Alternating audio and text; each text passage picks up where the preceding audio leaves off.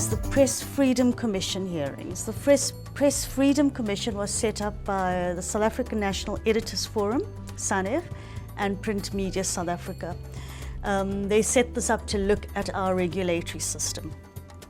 And so we had a whole lot of commissioners up there, independent commissioners headed by Judge Pius Langa, who listened to what we had to say.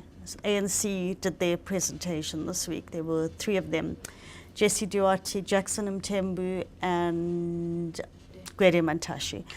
And then a whole lot of media, editors, and a whole lot of NGOs, and a whole lot of academics made presentations. So the way we were received at the hearings, the ANC left. They did their presentation in the morning and they left. And in fact, I said to Jackson, don't go. You haven't listened to us. We listened so carefully to you. And he just burst out laughing. He said, sorry, we've got other things to do now.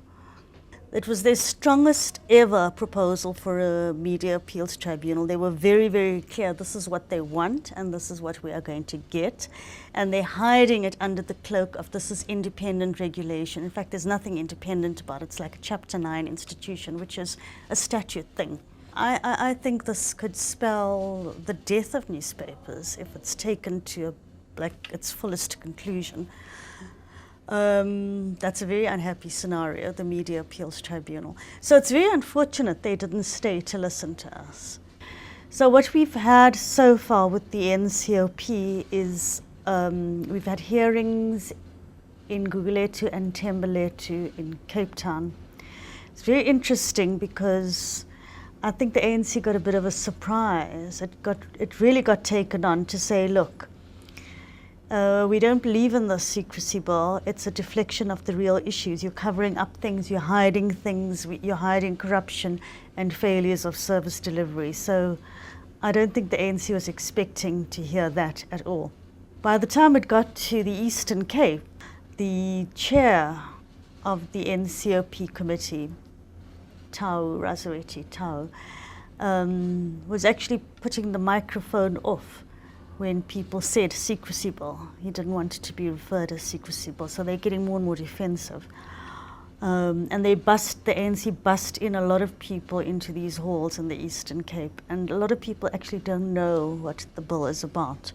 And they were overwhelmed by this whole process. And we also suspect that these people are deliberately chosen, bust in from branches of the ANC. And we're keeping a close watch on what's going to happen now because there are other provinces, it's a roadshow, it's going to go on for a while. A lot of people think this is about the media. We're just conduits of information. So it's just about, at the moment, shoot the messenger.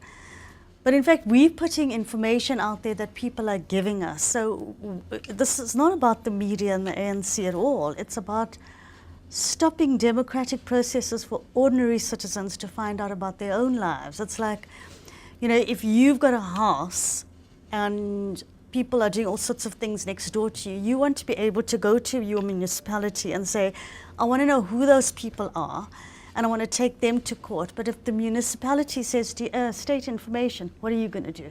Where the media does get affected is that there's no whistleblower protection and protection for journalists to be publishing this information. Worst case scenario, we could go to jail for 25 years. The public has a chance to get involved, and the public must get involved if they can, if they're interested, if they want our democracy to survive, is to go to these hearings and make their views known. Say what they feel. If they actually don't think we should be going the secrecy bill route, to make it quite clear to the ANC, we think this is wrong.